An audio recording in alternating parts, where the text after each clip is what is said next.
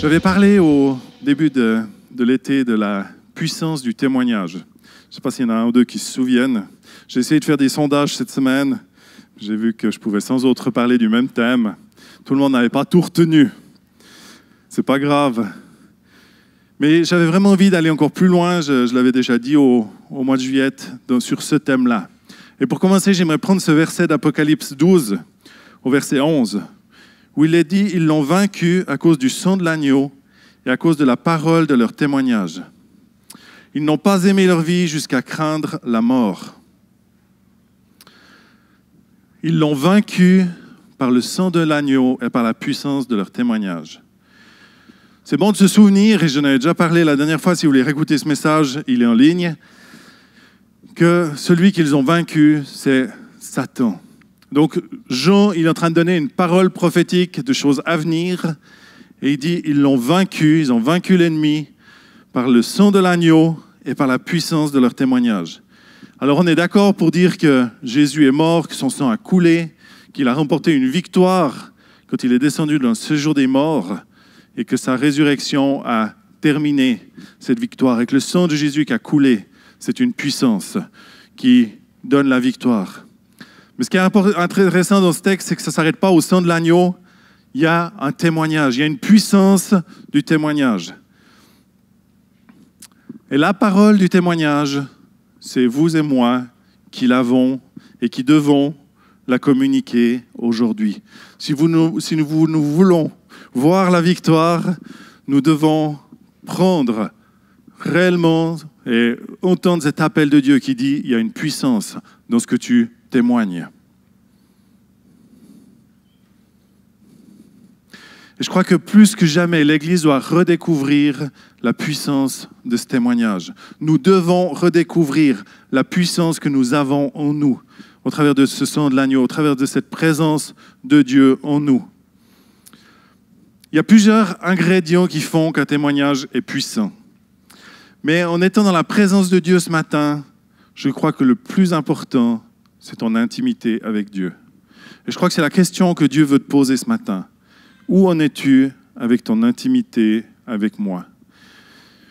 Parce qu'on peut tout savoir, on peut avoir la connaissance, mais si on n'a pas cette intimité avec Dieu, alors le témoignage n'aura pas de puissance. J'aimerais vous challenger dans cette période de reprise. On a eu les vacances, on a changé de rythme parce que les enfants étaient à la maison, pour ceux qui ont des enfants. Et là, tout d'un coup, ça reprend. Et dire, mais où est-ce que j'en suis dans ma relation avec Dieu? Est-ce que j'ai réellement une relation d'intimité ou bien j'ai une relation hebdomadaire le dimanche matin? Et puis, j'essaye tant bien que mal la semaine d'avoir un petit peu de temps avec mon Dieu. Parce que je crois que la puissance sur ta vie va venir dans l'intimité, dans les temps que tu auras avec ton Dieu. Et tout ce que je vais dire ce matin, c'est vrai, mais si tu n'as pas cette intimité avec Dieu, alors ça ne prendra pas. Le premier ingrédient d'un témoignage, c'est ce que tu proclames. Vous savez, on ne peut pas juste attendre que les gens sachent des choses que nous ne disons pas. Et il y a besoin d'une déclaration de cette bonne nouvelle du Seigneur Jésus dans ce monde aujourd'hui. Et les gens ont besoin d'entendre.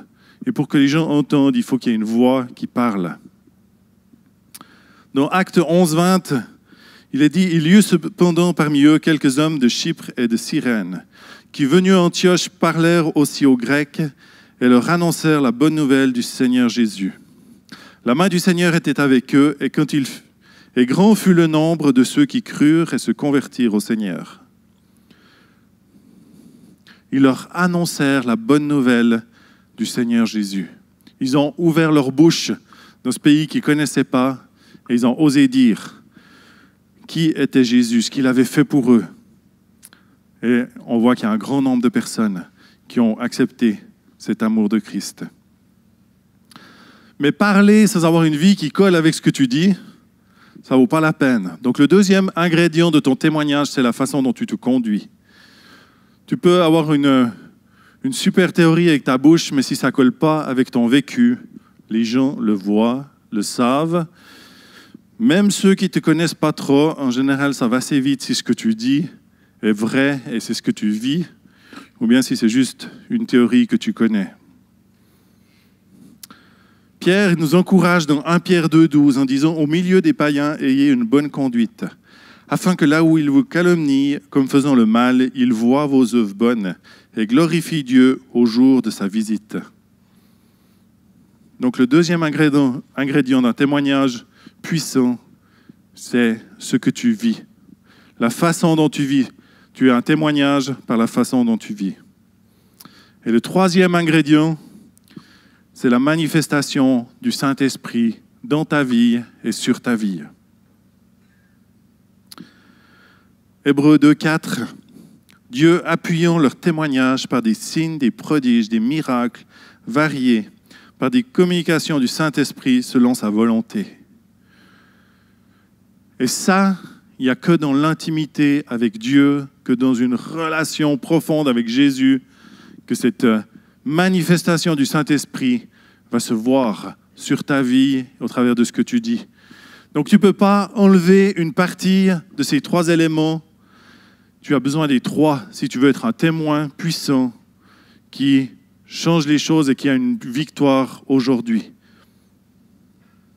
Et nous sommes appelés à vaincre, comme le dit ce verset. Donc nous devons vivre ce que nous disons et raconter ce que nous vivons. Ça ne sert à rien de dissocier les deux, il n'y a pas de puissance. Alors quelles sont les victoires qu'on remporte quand on témoigne?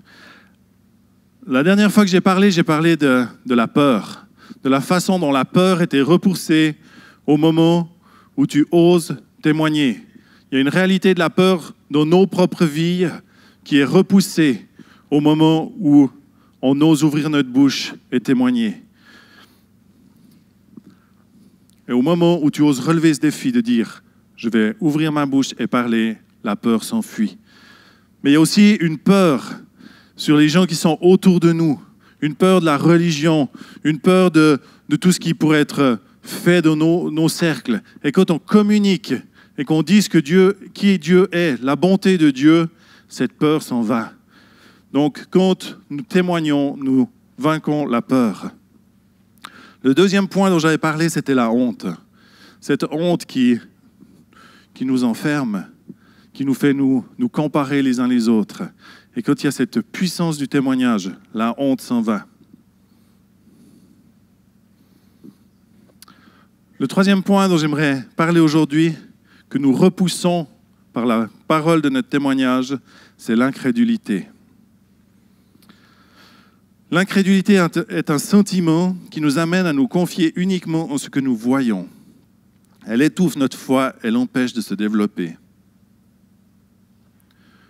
On est appelé à vivre, pas seulement par ce qu'on voit, et croire seulement à ce qu'on voit, mais on est appelé à vivre par la foi, dans cette confiance en les promesses de Dieu, dans cette confiance en ce que Dieu a dit, il va le faire. Et quand tu oses commencer à témoigner de ce que Dieu fait et a déjà fait, tu repousses l'incrédulité et tu fais grandir la foi. Tu fais grandir la foi dans ta propre vie en premier lieu. Et souvent on se dit « ouais, mais mon témoignage, c'est pas grand-chose » ou bien « je veux attendre de voir si vraiment ça tient dans le temps. J'ai vécu quelque chose de bien avec Dieu, mais je veux quand même attendre de voir si vraiment c'est ça ou bien si c'est juste un bon moment. » Ça, c'est une part d'incrédulité. On a peur de mettre toute notre foi, toute notre confiance en Dieu. Et quand on ose témoigner de la bonté, de l'amour de Dieu, on repousse cette incrédulité et on permet à la foi de grandir. Et l'Église a besoin, on a besoin en tant qu'Église d'entendre les témoignages de ce que les uns et les autres vivent, parce que ça va faire grandir notre foi et ça va repousser l'incrédulité. Parce qu'on peut être aussi bon qu'on le veut, mais ça sera toujours un défi de se battre avec cette incrédulité. Et nous voulons que la foi au milieu de nous grandisse et que l'incrédulité, cette puissance de l'incrédulité soit repoussée. Quand tu vas à l'extérieur, les gens doutent, mais quand ils entendent la puissance de ton témoignage, ils croient.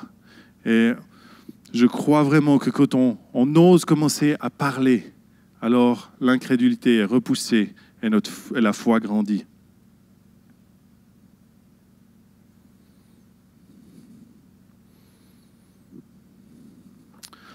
Un autre point qui est repoussé par la puissance du témoignage, c'est la religiosité.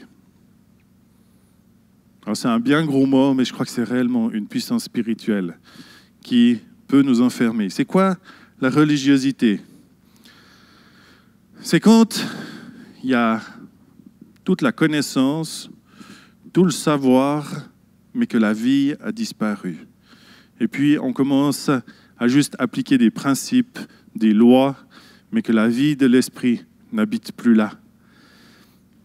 Et comme je l'ai dit, pour qu'un témoignage soit réel, il faut qu'il y ait la vie, il faut qu'il y ait le Saint-Esprit sur nos vies. Et cette puissance de l'Esprit de Dieu repousse la religiosité. Et vous savez, de la religiosité, il peut y en avoir dans l'Église, il peut y en avoir dans nos propres vies, et il y en a aussi à l'extérieur de l'Église. Et les gens ont besoin d'entendre qu'on n'a pas juste une théorie, qu'on n'a pas juste appris des bons principes qu'on applique, mais que réellement on vit quelque chose avec un Dieu qui est vivant aujourd'hui. Parce que sinon, les gens se disent, la religion, moi ça ne m'intéresse pas. Je pense qu'on a tous entendu ça, des gens qui ont dit, oh moi ta religion, ça ne m'intéresse pas. Parce que les gens ont besoin d'entendre qu'on n'est pas en train de vivre une religion, mais qu'on est en train de vivre une relation avec un Dieu vivant. Et ce qui va faire envie à cette génération de connaître ce Dieu vivant, c'est que nous vivons cette relation avec lui. D'où l'importance de notre intimité, d'où l'importance de la vivre, cette relation. Pas juste d'en parler, mais réellement de la vivre.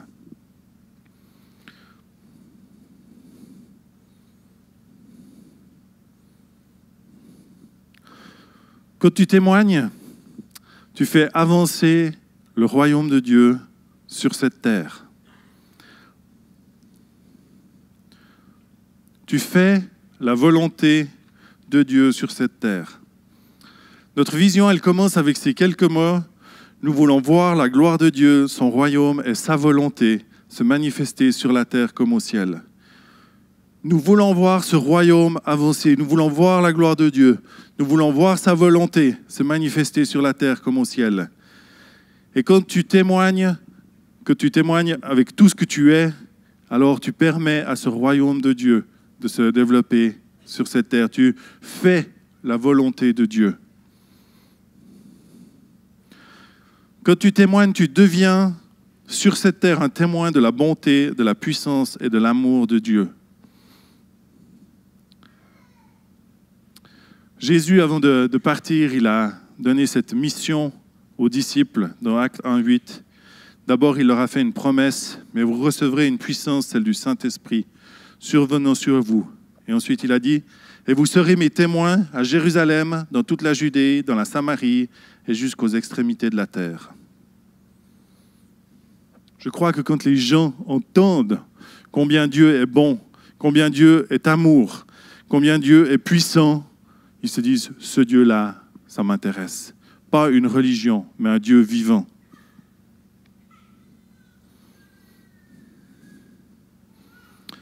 Jésus nous a laissé des promesses.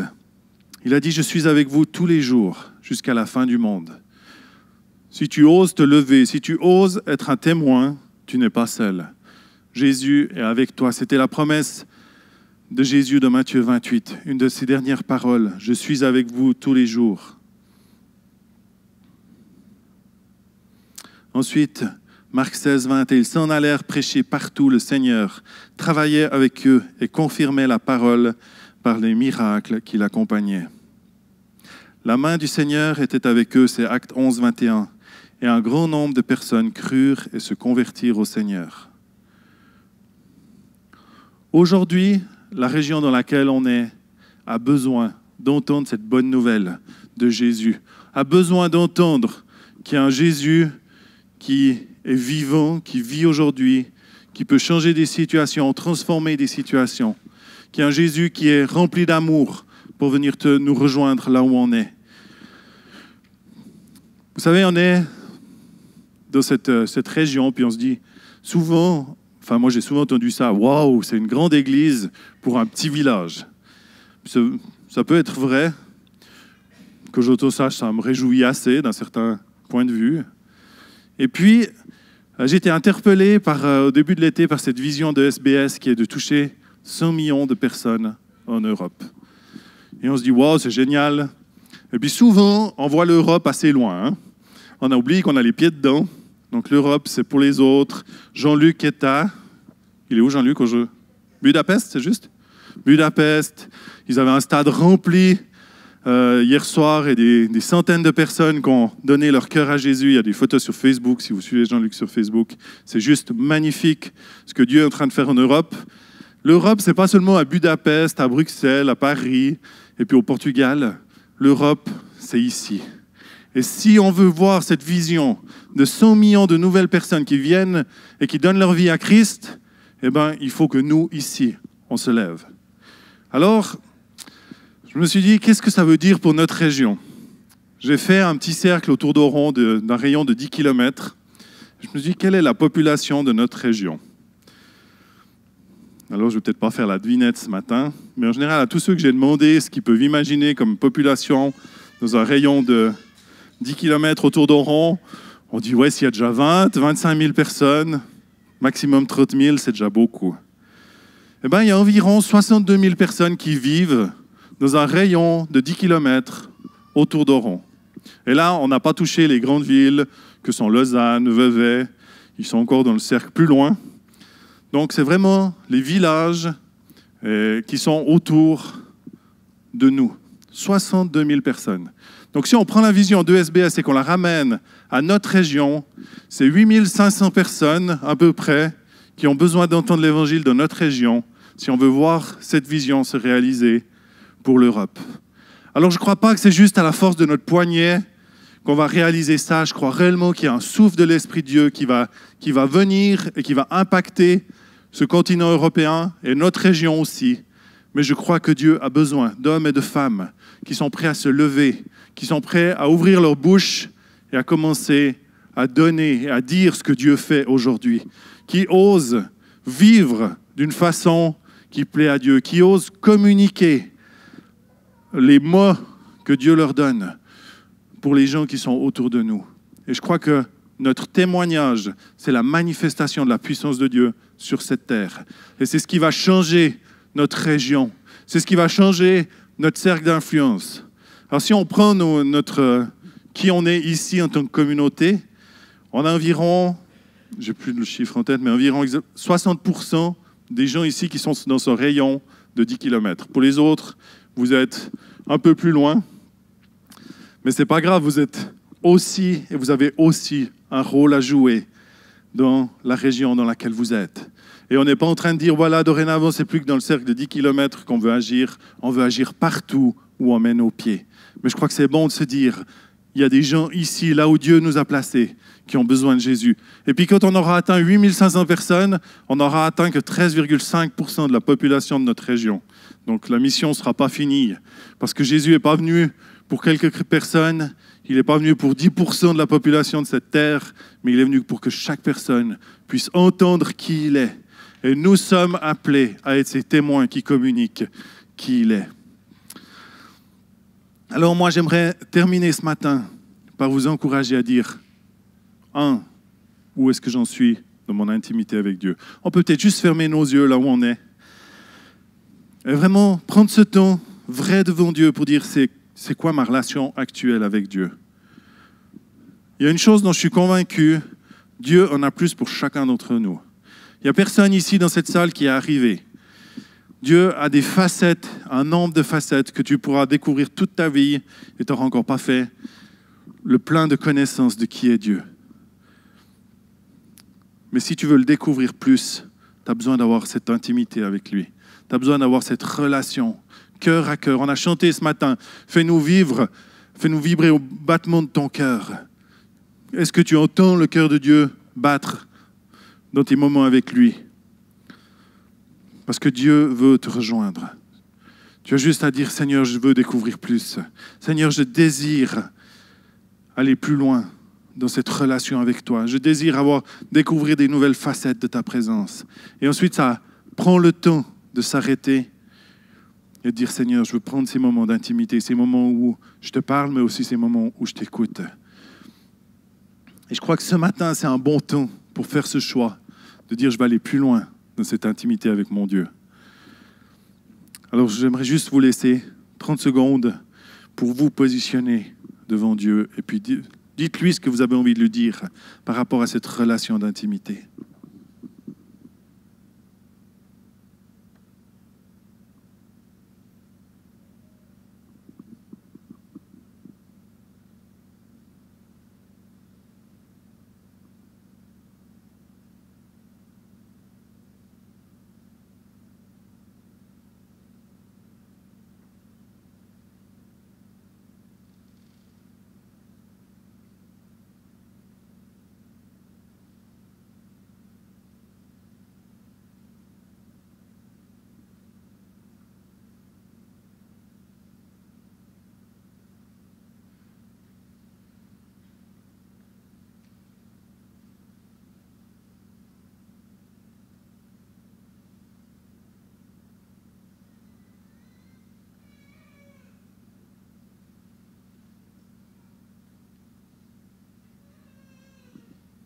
« 1 Pierre 2,9 nous dit ceci.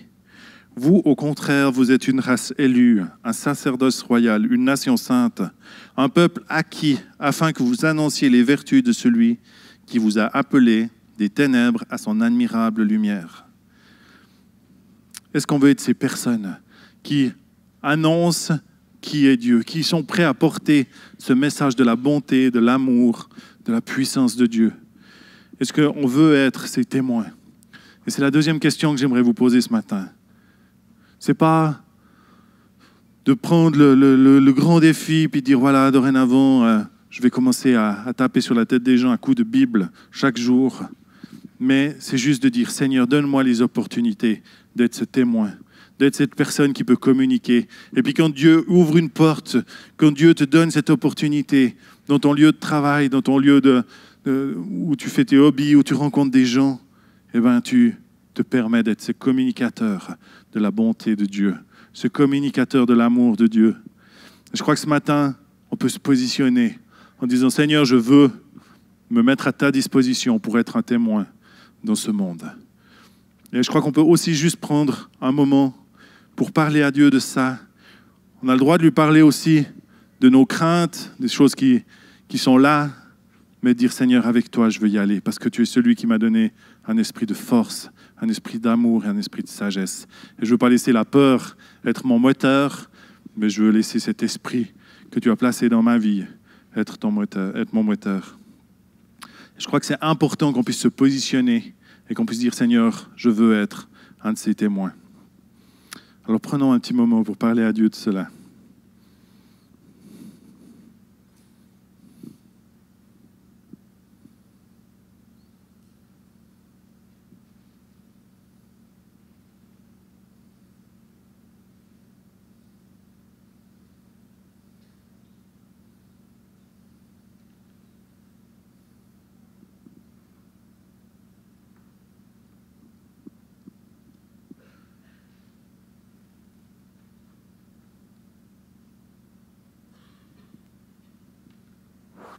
J'aimerais vous inviter à vous lever.